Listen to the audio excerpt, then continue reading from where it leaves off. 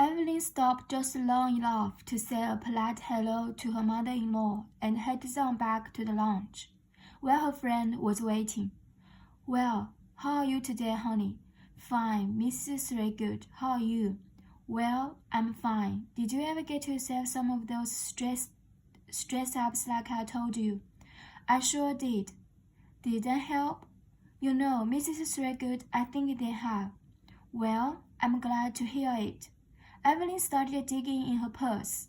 "Well, what you got in there today?" "3 boxes of raisins for us, if I can find them." "Raisins? Well, that ought to be good." She watched Evelyn as she searched. "Honey, aren't you afraid you'll get ants in your purse, carrying all those sugary, sweet things in there?" "Well, I never really thought about it," Evelyn said, and found what she was looking for, plus a box of Junior Mints. "Thank you, honey. I just love candy. I used to love Tootsie Rolls, but you know, those things can pull your teeth out if you're not careful. A bit of honey will do the same thing." A black nurse named Jeannie came in, looking for Mr.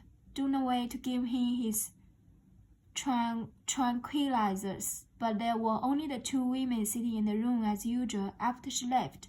Mrs. Threadgood made the observation of how peculiar it seemed to her that colored people came in so many different shades. Now you take Ansel, Big George's wife. She was a pecan-colored woman.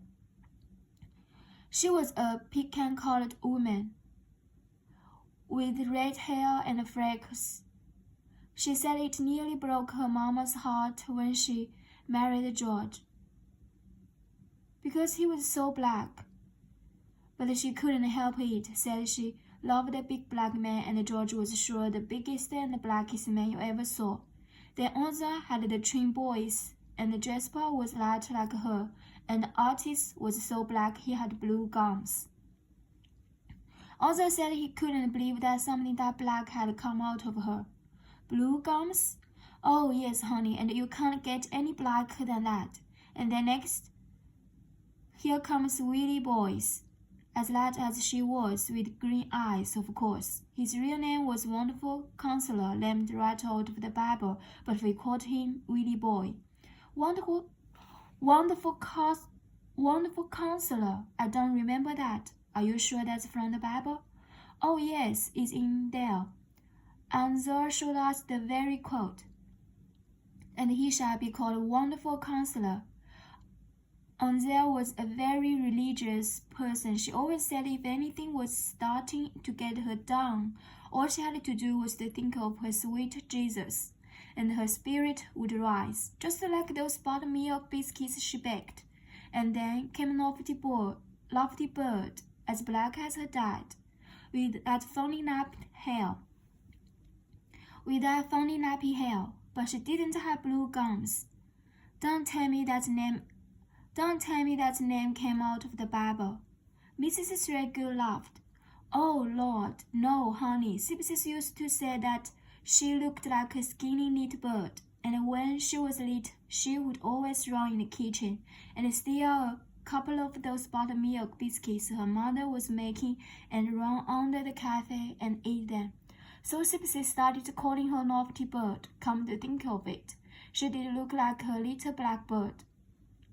But there they were, 2 black ones and 2 light ones, in the same family. It's funny.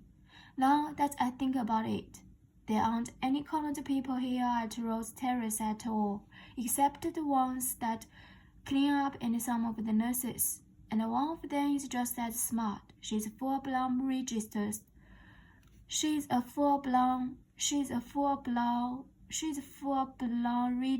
nurse. Green is her name, a cute and sassy little thing, and talks as smart and big as you please. She reminds me a bit of Sipsy, independent-like.